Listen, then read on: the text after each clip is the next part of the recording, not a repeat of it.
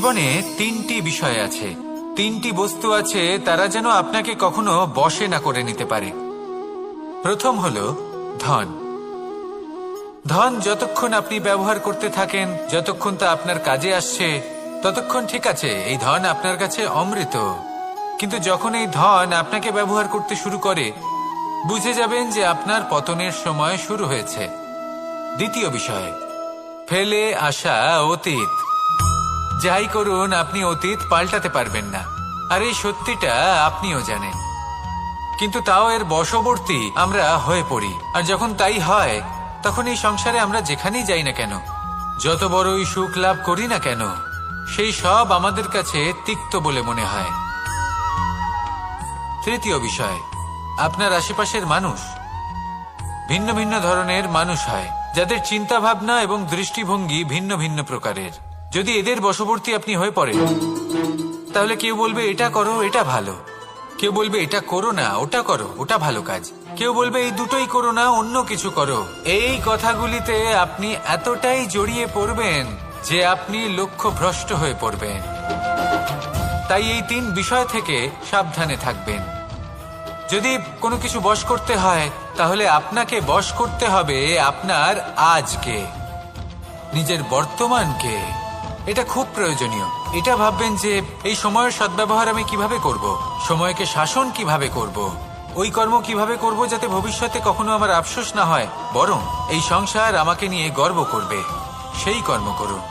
আর যখন আপনি এটা শিখে নেবেন, তখন আপনি নিজেই নিজেকে প্রকৃত অর্থে ভাগ্যশালী করে তুলবেন। আসুন আমার সাথে ভালোবেসে বলুন, রাধা রাধা। কখনো কখনো অন্ধকারের সাথে লড়াই করার জন্য আমরা প্রদীপ জ্বালাই। এতে প্রথমে সলতে রাখি, তারপর তেল ঢালি, তারপর আগুন জেলে এটা প্রজ্বলিত করি। তারপর একটা সময় আসে যখন এই প্রদীপ নিভে যায়। কারণটা কি? কারণ কি এটা যে প্রদীপের প্রকাশমান হওয়ার ক্ষমতা সমাপ্ত হয়েছে?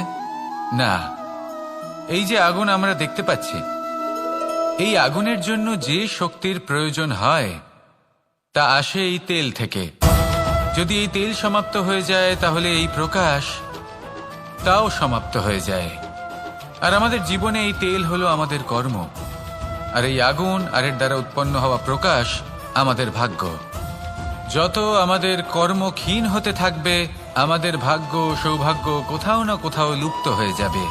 যে উজ্জ্বল ভবিষ্যৎ আমরা চাইছি তা কখনো লাভ করতে পারবো না যদি কর্ম না করি। ঠিক যেমন তেল ছাড়া অগ্নি উৎপন্ন হয় না, তেমনি কর্ম ছাড়া সৌভাগ্য হয় না। আর যেমন কর্ম তেমন ভাগ্য। তাই সবসময় কর্ম করতে থাকুন, কর্ম করা থামাবেন না। আর আমার সাথে ভালোবেসে বলুন, রাধা রাধা। কখনো কোনো চাতক পাখিকে দেখেছেন? কথায় আছে যে বছরে মাত্র একবার সে তার তৃষ্ণা মিটিয়ে থাকে, আর তাও আকাশে ভেসে থাকা মেঘের দ্বারা ঘটানো বৃষ্টির জলের ফোঁটা থেকে। আর কোথাও থেকে সে তার তৃষ্ণা পূরণ করে না। সারা বছর সে নিদারুণ গরম সহ্য করে, তীব্র শীতও সহ্য করে, শুধু এই আশা নিয়ে যে বছরে একবার অন্তত সেই মেঘের ঘন ঘটা হবে, বৃষ্টি হবে, আর সে তার তৃষ্ণা নিবারণ করবে। এটা আসলে কি? এটা আসলে বিশ্বাস। সেই বিশ্বাস যে বছরে একবার সেই মেঘ আসবে তৃষ্ণা নিবারণ করতে।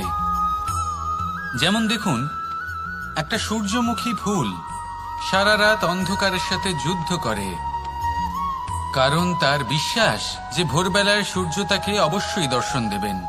সেটাও বিশ্বাস ছিল যার উপর ভরসা করে মনু একটা নৌকা নিয়ে বেরিয়ে পড়েছিলেন এবং সমস্ত সৃষ্টিকে প্রলয়ের হাত থেকে বাঁচিয়েছিলেন।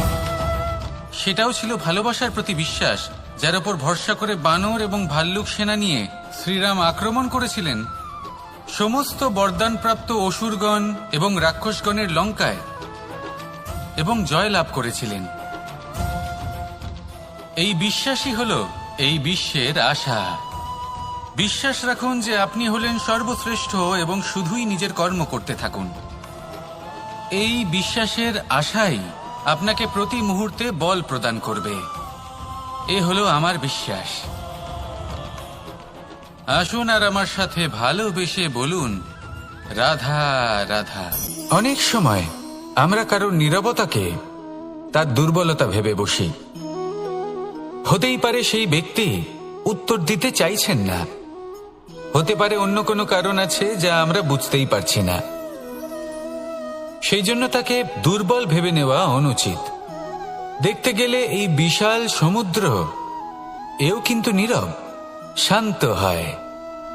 কিন্তু যখন সে রুদ্র মূর্তি ধারণ করে তখন কি হয়?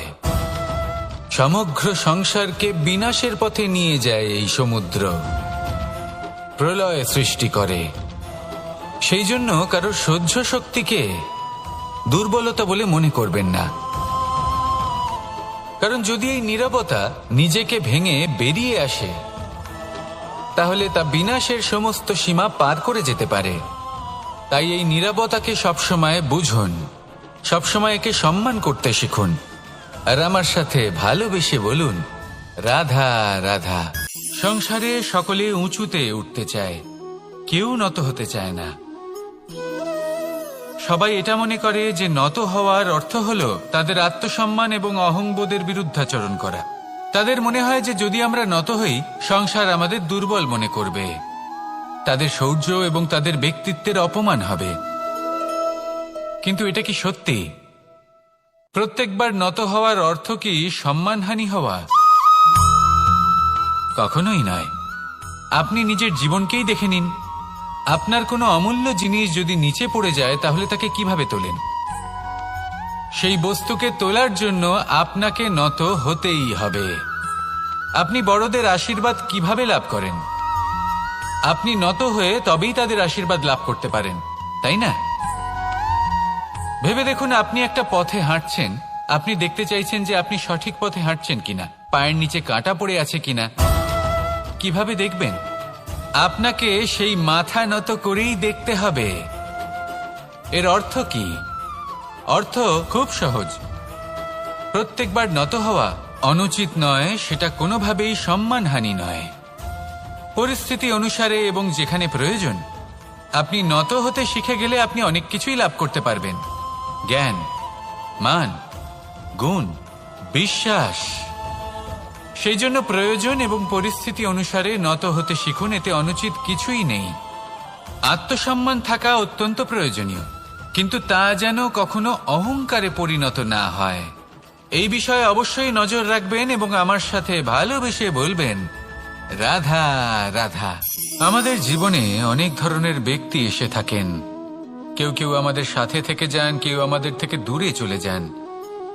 কেউ ভালো মানুষ হন, কেউ খারাপ মানুষ। কিন্তু আমরা সবসময় সেই সময়টাকে নিয়ে দুঃখ প্রকাশ করি যখন আমাদের জীবনে কোনো খারাপ ব্যক্তি প্রবেশ করেন। তারা আমাদের খারাপ অনুভূতি দেন, দুঃখ দেন, কষ্ট দেন। আমরা সবাই তাকে ভালো মন্দ কথা বলি। কিন্তু কেন? এমন বিভিন্ন ধরনের মানুষ, খারাপ মানুষ, ভালো মানুষ সবার জীবনেই আসেন এবং সকলকেই একটা অমূল্য শিক্ষা দান করে যান। এবার আপনি নিজেই ভেবে দেখুন, জীবনে যখন প্রথমবার আপনি আগুন স্পর্শ করেছিলেন, তখন আপনি একটা শিক্ষা লাভ করেছিলেন যে আমাকে আগুনের থেকে একটু দূরে থাকতে হবে। তারপর আস্তে আস্তে আপনি শিখলেন যে কিভাবে এই আগুনকে নিয়ন্ত্রণে রাখতে হবে। তারপর আপনি শিখলেন যে কিভাবে নিজের জীবনে তাকে প্রয়োগ করতে হবে, তা সে অন্ধকারে প্রকাশ লাভ করার জন্য হোক বা খাবার বানানোর জন্য। সেইভাবেই কোনো খারাপ ব্যক্তি যখন আপনার জীবনে আসে, কোনো শিক্ষা দিয়ে যান, তার প্রতি কৃতজ্ঞ থাকুন। তার বিষয় খারাপ ভাবার বা খারাপ অনুভূতি নিয়ে থাকার কোনো প্রয়োজন নেই। সেই শিক্ষা লাভ করুন, ইতিবাচক মনোভাব নিয়ে জীবনের সামনে এগোতে থাকুন। কেউ নেই যিনি আপনাকে বাধা দিতে পারেন। আসুন আমার সাথে ভালোবেসে বলুন রাধা রাধা। যোগাসন। যোগাসনে আসন অত্যন্ত গুরুত্বপূর্ণ। এবার আমি বলবো সবথেকে শ্রেষ্ঠ আসন কোনটি। আশ্বাস। নিজেকে আশ্বস্ত করতে থাকুন যে আমি আছি, সব ঠিক হবে, যা হচ্ছে ভালোর জন্য হচ্ছে। এই আশ্বাস আপনাকে জীবনে এমন ধন্যাত্মক বিশ্বাস দেবে যে আপনি বড় বড় সমস্যার সমাধান করতে পারবেন। এবার যদি কথা বলি সব থেকে কঠিন সময়ের, তাহলে সেটা হলো বিচ্ছেদের। যা মা সীতাকে সহ্য করতে হয়েছে শ্রীরামের জন্য, রাধা কৃষ্ণকেও সহ্য করতে হয়েছে। যে ব্যক্তি বিচ্ছেদের সময় সঠিক পথে চলে এসেছে সে জীবনে অনেক শ্রেষ্ঠ স্থানে অবশ্যই পৌঁছতে পারবে। এবার যদি কথা বলি সব থেকে জরুরি এবং গুরুত্বপূর্ণ সময়ের, তাহলে সেটা হলো সংযোগ। সকলকে সাহায্য করতে থাকুন। আপনি অন্যদের সাহায্য করে তাদের যত আনন্দ দিতে পারবেন ততটাই আনন্দ আপনারও জীবনে অবশ্যই আসবে। আসুন আর আমার সাথে ভালোবেসে বলুন রাধা রাধা। অনেক সময় আমরা জীবনে অনেক মানুষকে এমন বলতে শুনে থাকি যে আমি অসফল হয়েছি কারণ আমার সময় ভালো যাচ্ছিল না। আমি এই জিনিসটা লাভ করতে চাইছিলাম কিন্তু করতে পারলাম না কারণ আমার সময়টা ভালো যাচ্ছিল না। আমি আমার জীবনে ওই মহান কাজটা করতে চাইছিলাম কিন্তু করতে পারলাম না। কেন? কারণ আমার সময়টা ভালো যাচ্ছিল না। কিন্তু যে মুহূর্তে ভালো সময় আমার জীবনে আসবে আমি সব কিছু প্রাপ্ত করব। এমন প্রায় প্রত্যেকেই বলেন। আসুন একটা কথা বোঝা যাক। একজন মালিকে দেখুন, সে প্রত্যেক দিন গাছের সেবা করে, তাকে জল দেয়, তার যত্ন আত্তি করে। কেন? প্রত্যেক দিন সেই গাছ ফল দেয় না। সঠিক সময় এলে তবেই সেই গাছ ফল দেয়, কিন্তু প্রত্যেক দিন মালি তার সেবা করে, তাকে যত্ন করে। শুধুমাত্র তখন করে না যখন সেই গাছ ফল দিতে সক্ষম। আর যদি মালি গাছের যত্ন প্রতিদিন না করে তাহলে হয়তো সেই গাছ ফল দিতেই পারবে না। এটাই হলো আমাদের জন্য একটা শিক্ষা।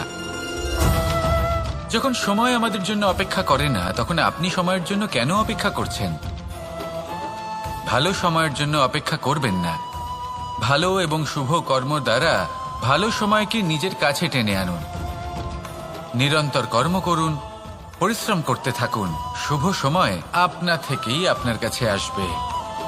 আসুন আমার সাথে ভালোবেসে বলুন রাধা রাধা।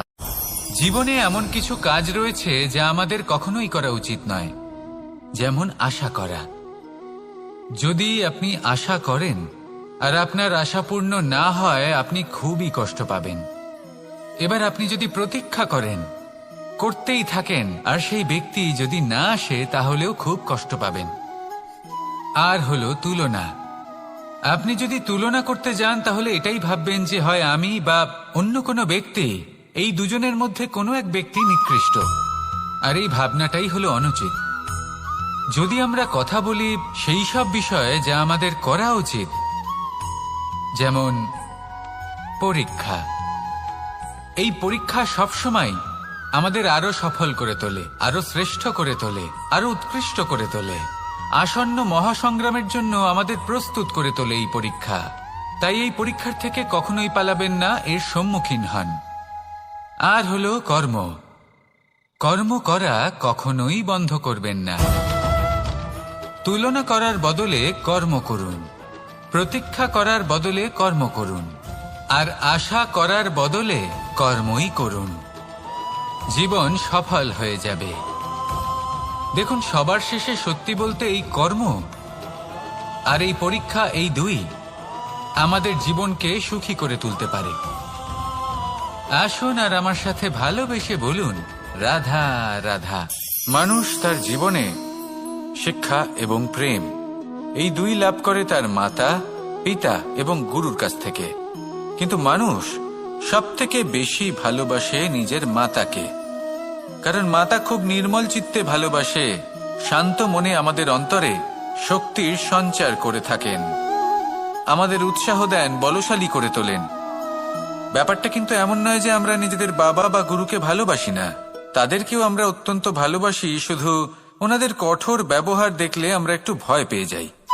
এবার ওনাদের এই কঠোর ব্যবহার আমাদের ভালো না লাগলেও অত্যন্ত আবশ্যক, কারণ মাতার থেকে আমরা যে শক্তি লাভ করি তা যেন নিয়ন্ত্রণ হারিয়ে বিধ্বংসী না হয়ে ওঠে, আমরা যেন কোনো কুপথে না চলে যাই।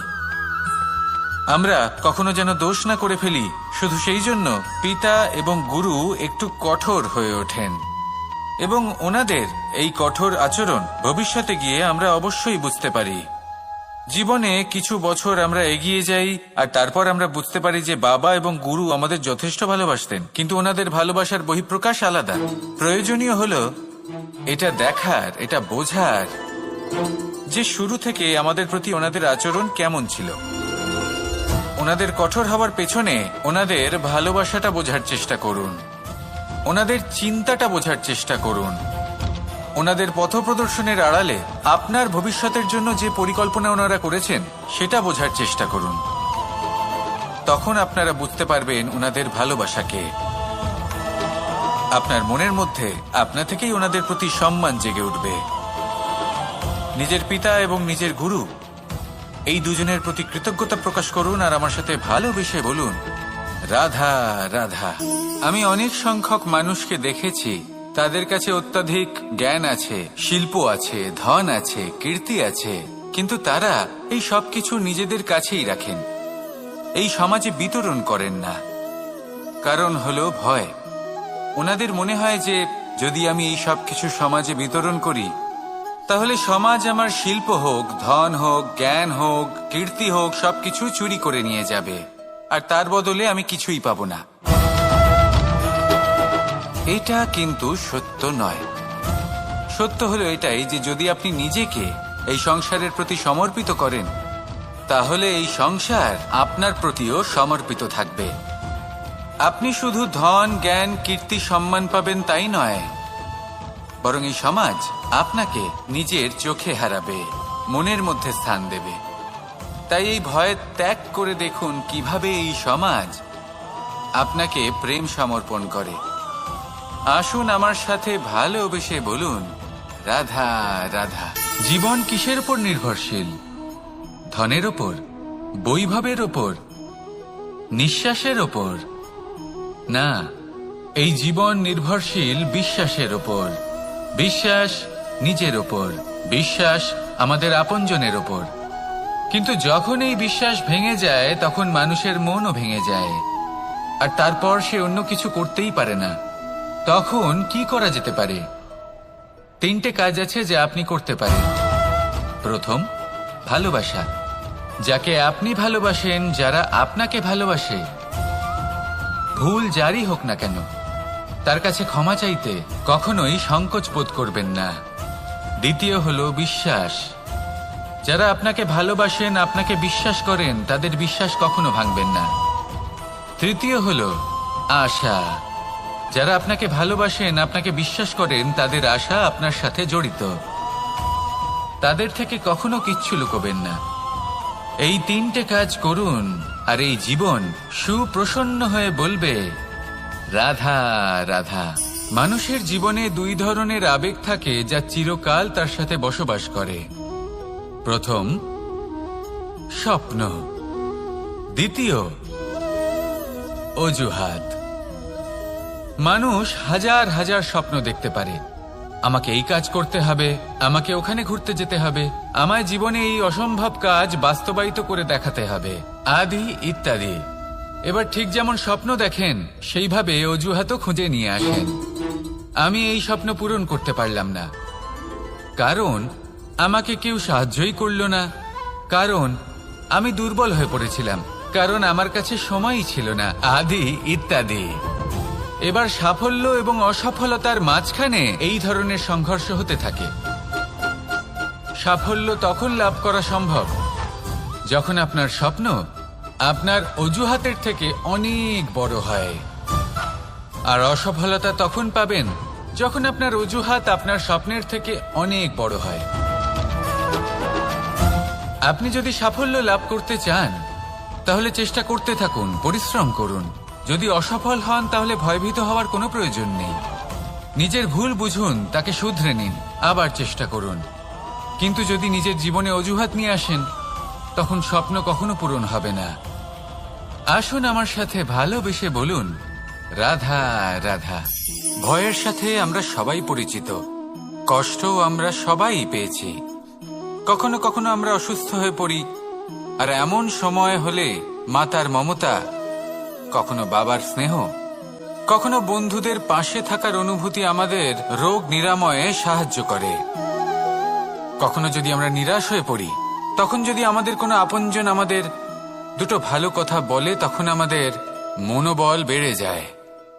ঠিক তেমন সংসারের এই রঙ্গমঞ্চে যদি আপনি পীড়িত অনুভব করেন, কিছু শুভ কথা আলোচনা করুন, কিছু স্তুতি গান করুন, কিছু মুহূর্তের জন্য হলেও নিজের ইষ্টদেবের কথা স্মরণ করুন আর প্রার্থনা করুন। সাহস বাড়বে, শক্তিও বৃদ্ধি পাবে এবং সামনে এগিয়ে চলার পথও দেখতে পাবেন। তখন এই মন প্রসন্ন হয়ে বলবে, রাধা রাধা। পাখি কখন জন্ম নেয়, কখন উড়তে শেখে, কখন বাসা বানাতে শেখে, কখন নিজের মৃত্যু লাভ করে, এসব আমাদের মধ্যে কেউ জানি না। কিন্তু পাখি একটা কথা খুব ভালো করে জানে, যে এই সংসারেও যা কিছুই করুক না কেন, এই সংসারের ওকে নিয়ে কিচ্ছু যায় আসে না। এবার আমরা কি করি? কোনো কাজ করার আগে আমরা এটা ভাবি যে এই সংসার যদি আমাকে দেখে ফেলে, তাহলে কে জানে এই সংসার কি ভাববে, আমার প্রতিচ্ছবি কেমন তৈরি হবে কে জানে, কে জানে কি হবে আদি ইত্যাদি। এই সব ভাবনায় আমরা মগ্ন হয়ে যাই। কিছুটা এমন ভাবে মগ্ন হই যে বর্তমানের কর্মের এই জীবনের যাত্রাপথে সেই সময়ের আনন্দ উপভোগ করতে ভুলে যাই। এবার দেখুন একটা পাখি কি করে, ওর কর্ম হলো গান গেয়ে চলা। ওই পাখি গেয়ে চলে, কেউ ওর গান শুনুক বা না শুনুক, কেউ আদৌ শুনছে কিনা সেই বিষয়টা নিয়ে সেই পাখির কিছুই যায় আসে না। সেই পাখি নিজের কর্ম করতে থাকে। হয়তো সেই জন্যই আপনি কখনো কোনো পাখিকে কাঁদতে দেখবেন না। এরকমই আপনাকে নিজেকে গড়ে তুলতে হবে। প্রথমে নিজেকে জিজ্ঞেস করুন, এই যে কর্ম আমি করতে চলেছি সেটা কি উচিত? যদি আপনার মনে হয় সেটা উচিত, তাহলে সেটা প্রমাণ করুন। এটা ভাববেন না যে এই সংসার কি ভাববে। আসুন আর আমার সাথে ভালোবেসে বলুন, রাধা রাধা। আকাঙ্ক্ষা কখন লোভে পরিণত হয়ে যায় তা কেউ বলতে পারে না। এবার তার পরিণাম কি হতে পারে তাও আমরা কেউ জানি না। আজ আমি আপনাকে বলছি, কোনো ব্যক্তি সবথেকে বেশি ক্ষতির সম্মুখীন তখনই হয় যখন সে এটা মনে করে যে সে সবথেকে বেশি সুরক্ষিত স্থানে রয়েছে। সে ভাবে যে সে সেখানে সুরক্ষিত রয়েছে। সে তখন অসাবধান হয়ে পড়ে, আর তখনই তাকে জীবনের সবথেকে বড় ক্ষতির সম্মুখীন হতে হয়। নিঃস্ব হয়ে যাওয়ার পরিস্থিতি কোনো মানুষের জীবনে তখনই আসে যখন তার কাছে প্রচুর সম্পত্তি থাকে এবং সে তার থেকেও অনেক বেশি সম্পত্তি অর্জন করতে চায়। সেই অনেক বেশি সম্পত্তি অর্জন করার চেষ্টায় সে এমন কিছু করে বসে যার ফলে তাকে সমস্ত সম্পত্তি হারাতে হতে পারে। একজন রচনাকার নিজেই নিজের প্রতিভা একদম শেষ করে দিতে পারে যখন সে অনেকগুলো কাজ নিজের কাঁধে নিয়ে নেয়। একটা গুরুত্বপূর্ণ কথা সবসময় মনে রাখবেন, আজ আপনি যেখানেই থাকুন না কেন, যেমনই যে কোনো স্থানেই থাকুন না কেন, এর পেছনে আপনার আকাঙ্ক্ষার একটা বিশাল ভূমিকা রয়েছে। কিন্তু মনে রাখবেন, আপনাকে শিখতে হবে যে কখন আর কিভাবে নিজের উচ্চাকাঙ্ক্ষাগুলিকে লাগাম পরাতে হবে, কারণ এটা অত্যন্ত আবশ্যক। তাই আসুন আর আমার সাথে ভালোবেসে বলুন, রাধা রাধা। রাত্রে আমরা সুখ নিদ্রা লাভ করি, আমরা স্বপ্ন দেখি, ভবিষ্যতের পরিকল্পনা করি, খুব ভালো লাগে। সকালে যখন চোখ খুলি নিদ্রা ভঙ্গ হয়, স্বপ্ন সেইখানেই ভেঙে যায়, আর তারপর আমরা আমাদের রোজকার জীবন যাপন করি। স্বপ্ন হয়তো মানুষ রাতের বেলায় দেখেন, কিন্তু সেটাকে সার্থক দিনের বেলাতেই করতে হয়। রাতে মধুর বাতাসের নিচে কোমল শয্যায় শুয়ে মাতার গলায় মিষ্টি গান শুনতে শুনতে নিদ্রায় আচ্ছন্ন হওয়া, স্বপ্ন দেখা, ভবিষ্যতের পরিকল্পনা করা বড়ই সরল। কিন্তু সকালবেলায় সময় মতো উঠে সূর্যের তাপ সহ্য করে, সেই উষ্ণতা সহ্য করে সর্বাঙ্গ ঘেমে গিয়ে নিজের পথ খুঁজে বের করা, সেই পথে অগ্রসর হওয়া, বাধা বিপত্তি এসবের সম্মুখীন হওয়া আর তারপর লক্ষ্য লাভ করা, এগুলো কঠিন কাজ। এ হলো অত্যন্ত কঠিন কাজ। যদি আপনি চান যে স্বপ্ন আপনি দেখেছেন তা সত্যি হোক, তাহলে দিনের বেলায় আপনাকে বেরিয়ে কর্ম করতেই হবে, পরিশ্রম করতেই হবে। মনের এই চক্ষু দিয়ে স্বপ্ন দেখা সম্ভব, কিন্তু যদি আপনি বুঝতে পারেন যে এই স্বপ্নই হলো আপনার লক্ষ্য, তাহলে তাকে সার্থক করতে শুধুমাত্র পরিশ্রম দ্বারাই করতে হবে। তাহলে পরিশ্রম করুন আর আমার সাথে ভালোবেসে বলুন, রাধা রাধা। মানুষের জীবনে 3টি গুণ অত্যন্ত প্রয়োজনীয়: শ্রদ্ধা, বিনম্রতা, যোগ্যতা। যদি জ্ঞান লাভ করতে চান তাহলে শ্রদ্ধার প্রয়োজন, যদি মান লাভ করতে চান তাহলে স্বভাবে বিনম্র হওয়া প্রয়োজন, আর যদি মনোবাঞ্ছিত স্থান লাভ করতে চান তাহলে যোগ্যতার প্রয়োজন। বিষয়টা সহজ। শ্রদ্ধা আপনাকে জ্ঞান দেবে, নম্রতা আপনাকে মান, আর যোগ্যতা উচিত স্থান দেবে। কিন্তু যদি আপনি এই 3টি গুণ সম্মিলিত করেন তাহলে এমন কিছু লাভ করবেন যা এই সব কিছুর থেকে অনেক ঊর্ধ্বে। সম্মান। আর এ হলো সেই সম্মান যা প্রত্যেক মানুষের নিজের জীবনে লাভ করতে চেষ্টা করা উচিত, কারণ এই হলো সেই সম্মান যার কারণে আপনি চলে যাওয়ার পরেও এই সংসার আপনাকে ভালোবাসবে আর মনে রাখবে। আসুন আমার সাথে ভালোবেসে বলুন, রাধা রাধা। অনেক সময় আমরা জীবনে অনেক মানুষকে এমন বলতে শুনে থাকি যে আমি অসফল হয়েছি কারণ আমার সময় ভালো যাচ্ছিল না, আমি এই জিনিসটা লাভ করতে চাইছিলাম কিন্তু করতে পারলাম না কারণ আমার সময়টা ভালো যাচ্ছিল না, আমি আমার জীবনে ওই মহান কাজটা করতে চাইছিলাম কিন্তু করতে পারলাম না। কেন? কারণ আমার সময়টা ভালো যাচ্ছিল না। কিন্তু যে মুহূর্তে ভালো সময় আমার জীবনে আসবে আমি সব কিছু প্রাপ্ত করব। এমন প্রায় প্রত্যেকেই বলেন। আসুন একটা কথা বোঝা যাক। একজন মালিকে দেখুন, সে প্রত্যেক দিন গাছের সেবা করে, তাকে জল দেয়, তার যত্ন আত্তি করে। কেন? প্রত্যেক দিন সেই গাছ ফল দেয় না। সঠিক সময় এলে তবেই সেই গাছ ফল দেয়, কিন্তু প্রত্যেক দিন মালি তার সেবা করে, তাকে যত্ন করে।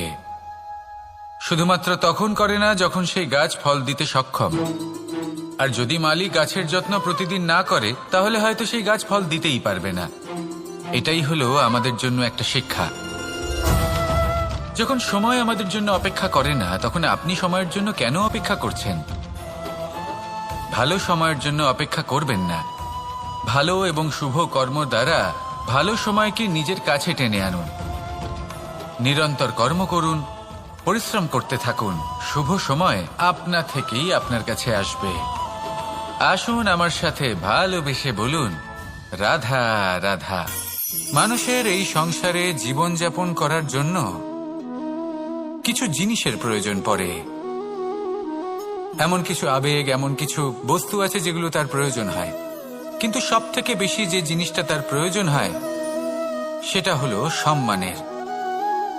আমাদের ভালো লাগে যখন কেউ আমাদের সম্মান করে। আমরা কাউকে সম্মান করলে তারও সেটা ভালো লাগে। কিন্তু আপনি দেখবেন যে সংসারে বেশিরভাগ মানুষ 2টি মাপদণ্ডের ভিত্তিতে সম্মান করেন। হয় বয়স দেখে করেন বা উপার্জন দেখে, অর্থাৎ সেই ব্যক্তি কতটা উপার্জন করেন। এবার ভেবে দেখুন, এটা আবশ্যক নয় কারোর বয়স যদি বেশি হয় তার বুদ্ধিও ততটাই বেশি হবে। আবশ্যক এটাও নয় যে কোনো ব্যক্তি যদি অত্যন্ত ধনী হন বা তার মনও নির্মল হবে বা তিনি সৎকর্ম করবেন বা এমন কোনো কর্ম করবেন যাতে উনি সম্মান লাভ করতে পারেন। হতে পারে উনি ধনী কিন্তু দুশ্চরিত্র। সেই জন্য বয়স বা উপার্জন দেখে কোনো ব্যক্তিকে সম্মান করবেন না। কর্ম দেখুন। যদি গভীরভাবে ভেবে দেখেন তাহলে দেখবেন যদি কোনো মানুষ কোনো সৎকর্ম করেন তাহলে তার প্রতি হৃদয় থেকে সম্মান জাগ্রত হয়। এটাই হলো সেই সম্মান যা অর্জন করতে হবে। বয়স আজ আছে, কাল আরো বৃদ্ধি পাবে। উপার্জন আজ আছে, কাল সেটা কমে যেতেও পারে। কিন্তু যদি আপনি নিরন্তর শুভকর্ম করতে থাকেন তাহলে আপনি মৃত্যুর পরেও অমর হয়ে থাকবেন। আসুন আমার সাথে ভালোবেসে বলুন, রাধা রাধা। পাপ এবং পুণ্য, এই দুই হলো সংসারের এমন দুই বিন্দু যাকে কেন্দ্র করে এই সংসারের চক্র ঘুরতে থাকে। আমরা যদি কোনো কর্ম বিচার করি, হয় পুণ্য নয় পাপের দৃষ্টিভঙ্গি দিয়ে, এটা হয় পুণ্য না হলে পাপ। কিন্তু এই পাপ এবং পুণ্য এই দুই নির্ভর করে প্রত্যেক মানুষের ওপর, তার চিন্তাধারা, তার পরিস্থিতির ওপর। ধরুন এমন একজন মানুষ যিনি অনেক দিন ধরে বনে পথ হারিয়েছেন, অনেক দিন হয়তো উনি কোনো খাবার খাননি। এবার এমন পরিস্থিতি চলে এসছে যে এবার যদি উনি খাবার না খান তাহলে হয়তো জীবিতই থাকবেন না। আর এমন অবস্থায় ওনার সামনে যদি কোনো প্রাণী আসে তাহলে তাকে শিকার করা, এটা কিন্তু তার কাছে পাপ নয়, এটা তো জীবিত থাকার একমাত্র উপায়। এটা তার কাছে পুণ্য সম। আর যদি আমি এমন একজন ব্যক্তির কথা বলি যিনি সরল, যিনি একটি সুখী, শান্ত, সুরক্ষিত জীবনযাপন করছেন, তার কাছে কিন্তু এটা পাপ। এইরকমই এই সংসারে ভিন্ন ভিন্ন পরিভাষা আছে পাপ এবং পুণ্যের।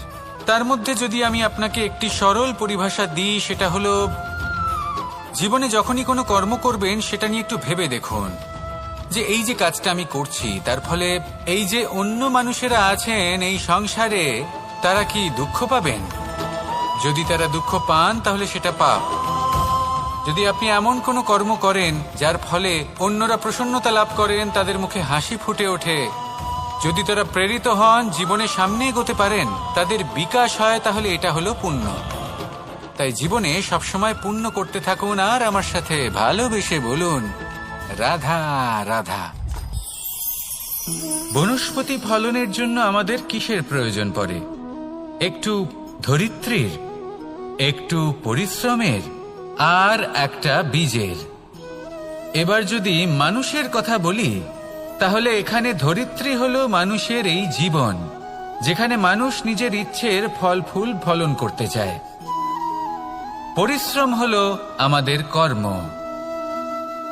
আর বীজ হলো আমাদের নির্বাচন।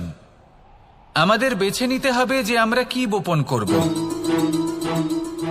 আম নাকি ফণি মনসা, এর মধ্যে আমরা কি পেতে চাই? রসালো ফলের ফলন চাই নাকি কাঁটার ফলন চাই, তা আমাদের উপর নির্ভরশীল। কিন্তু একটা কথা ঠিক, লক্ষ্য যেমনই হোক না কেন, জীবন যেমনই হোক না কেন, যদি আপনি লক্ষ্যের দিকে এগোতে থাকেন তাহলে কর্মের সাথে খামখেয়ালি আচরণ করতে পারবেন না। যদি আপনি এমন করেন তাহলে এটা আপনাকে একটা অনুচিত লক্ষ্যে পৌঁছে দেবে, সেটা কিন্তু নিশ্চিত। সবসময় এটা মনে রাখবেন, কর্মের সাথে খামখেয়ালি হবেন অর্থাৎ কর্মফলও আপনার সাথে খামখেয়ালি হবে। তাহলে নিষ্ঠার সাথে কর্ম করতে থাকুন আর নিজের লক্ষ্যকে প্রাপ্ত করুন।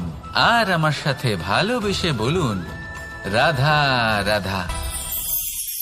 অগ্নি চতুর্থ তত্ত্ব, সব থেকে বেশি গুরুত্বপূর্ণ কিন্তু তার থেকেও বেশি ভয়াবহ। কখনো অগ্নিকে নিয়ন্ত্রিত রূপে উনুনে জ্বলতে দেখেছেন?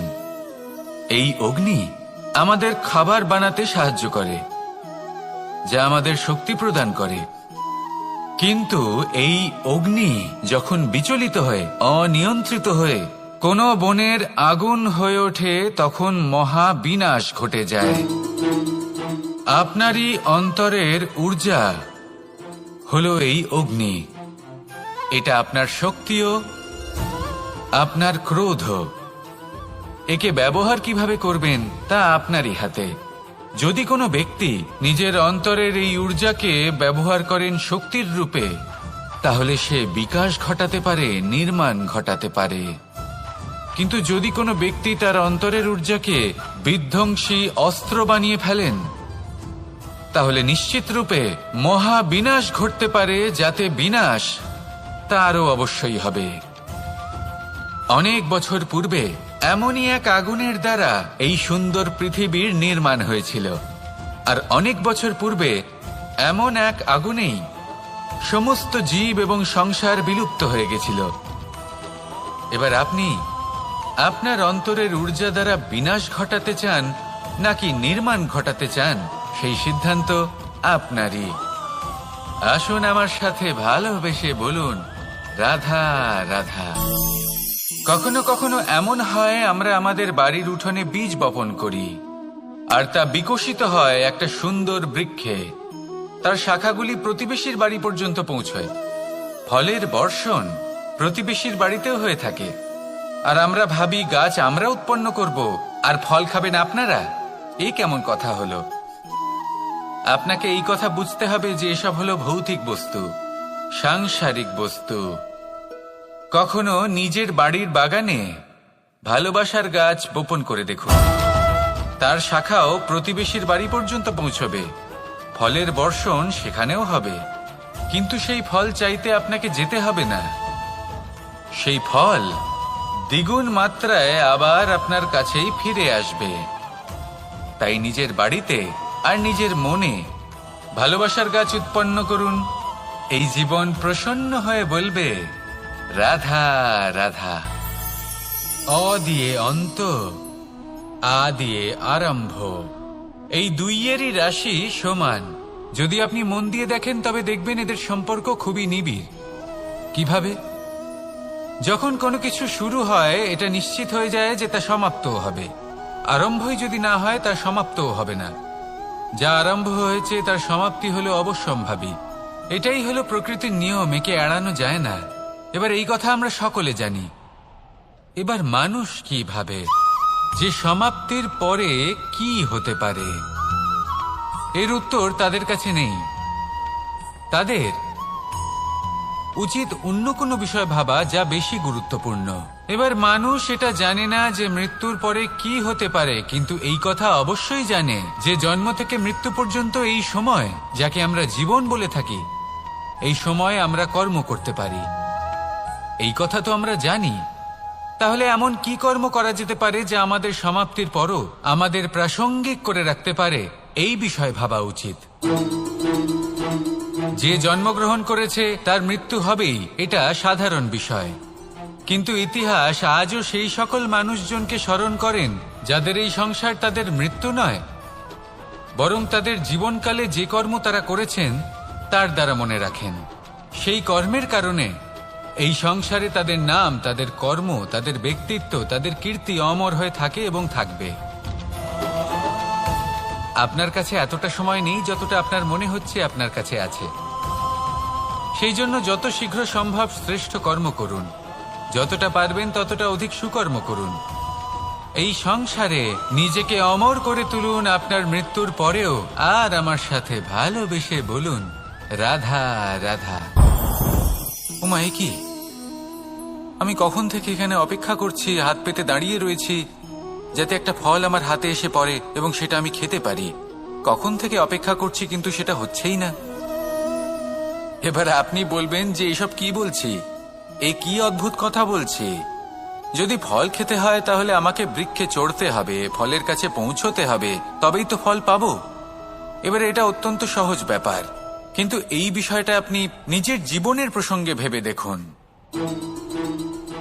লক্ষ্য কোথায় আছে আপনি জানেন, সেই লক্ষ্যে পৌঁছানোর পথ কি সেটাও আপনি জানেন, সেই পথে চলার ক্ষমতাও আপনার রয়েছে, কিন্তু তাও আপনি নিজের লক্ষ্য লাভ করতে পারছেন না। কেন? কারণ আপনি অপেক্ষা করছেন যে লক্ষ্য আপনার সামনে চলে আসবে, কিন্তু তা হয় না। লক্ষ্য সে যাই হোক না কেন, ধন হোক, প্রেম হোক, কোনো সম্মান হোক বা মোক্ষ হোক, যদি আপনি তার দিকে অগ্রসর না হন তাহলে ফল প্রাপ্তি অসম্ভব ব্যাপার, তা কোনোদিনই হবে না। সেই জন্য আপনার চোখের সামনে আপনি যদি নিজের লক্ষ্যকে দেখতে পান তাহলে উঠুন এবং সেই দিকে অগ্রসর হতে শুরু করুন। নিজের অন্তরের সকল অশুভ গুণ দূর করুন, অলসতা ত্যাগ করুন, অজ্ঞানতা ত্যাগ করে দিন এবং চলতে থাকুন। অবশ্যই মনোবাঞ্ছিত ফল লাভ করতে পারবেন। মনে রাখবেন, চলতে থাকলে তবেই লক্ষ্য প্রাপ্তি হবে। অপেক্ষার দ্বারা শুধুমাত্র মৃত্যু লাভ হবে। আসুন আমার সাথে ভালোবেসে বলুন রাধা রাধা। অনেক সময় আমরা কারোর নীরবতাকে তার দুর্বলতা ভেবে বসি।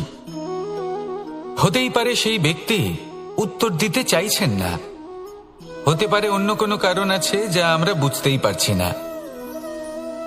সেই জন্য তাকে দুর্বল ভেবে নেওয়া অনুচিত।